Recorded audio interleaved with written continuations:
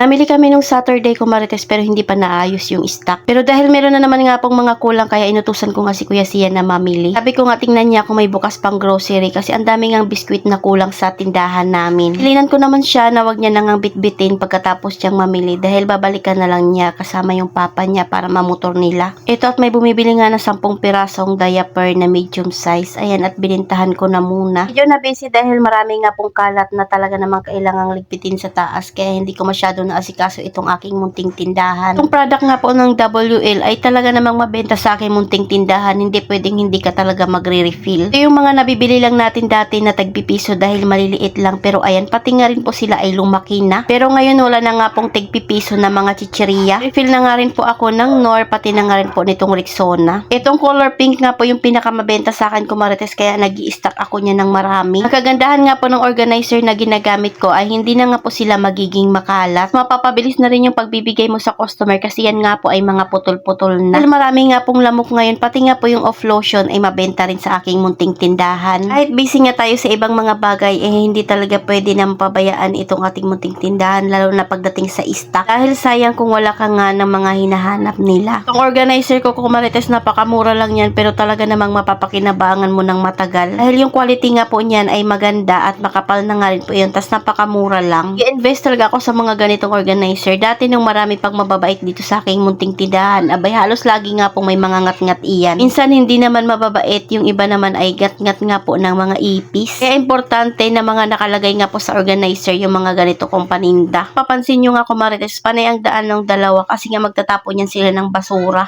So ganito na nga po yung itsura niya pag meron ng refill. O diba safe na sila. Tanghali pala kami nagbukas ngayon Marites, mga 10 AM na yata kasi talaga namang ang sarap ng tulog namin. Walang mga pasok yung bata, pati na nga rin po si Jowa ay wala ng pasok. Minsan kailangan din talaga natin magpahinga at matulog ng mahaba. Ayan pala yung mga nakalista na kailangang bilhin ni Kuya Sian. Habang nagre-refill nga po ako ay naglilista naman ako ng mga kailangang bilhin. Ito kasi yung mga priority nga nung kami ni Jowa ang namili, yung mga mabibigat. Nakabili na nga rin po ako ng 2 dosinang mantika at 4 nga po na tray ng itlog. Kaunti lang yun para sa stock ng ating munting tindahan, pero ang mahalaga nga po may maibibigay ako sa mga bumibili. Pag ganitong summer talaga itong tubig yung pinakamabenta sa akin kaya importante na mayroon akong stock nito. Sabi ko nga kay Jowa ay unahin namin munang paglilinis dito sa baba para naman nga po makalinis kami doon sa taas ng maayos. Yung mga gamit kasi doon sa taas ay magugulo pa, tapos yung mga damitan ay magulo. O diba kahit anong linis mo talaga Marites ay hindi talaga nawawala yung kalat. Ito yung disadvantage pag bahay mo ay maliit lang tapos may tindahan pa. Kailangan mong magpagkasya yung mga gamit na meron ka. Kaya pagdating talaga sa mga gamit na hindi ko na kailangan, kung hindi ko yan tinatapon, abay pinapamigay ko na nga lang. Para hindi nga po sumikip itong bahay namin. So ayan, nilagay na nga ni Jowa dyan sa ilalim ng lamesa yung mga stock na tubig para hindi nakaharang dito sa daanan namin. Pag ganitong walang mga pasok, importante na marami tayong inumin kasi ito talaga yung time na maraming bumibili. Dahil ang mga tao nga ay nasa mga bahay para magpahinga. Syempre pag nagpapahinga, ito yung best time para kumain, char. So ayun lang muna Marites, salamat sa panonood. Follow for more. God bless us at sana i-share nyo na nga po itong aking video.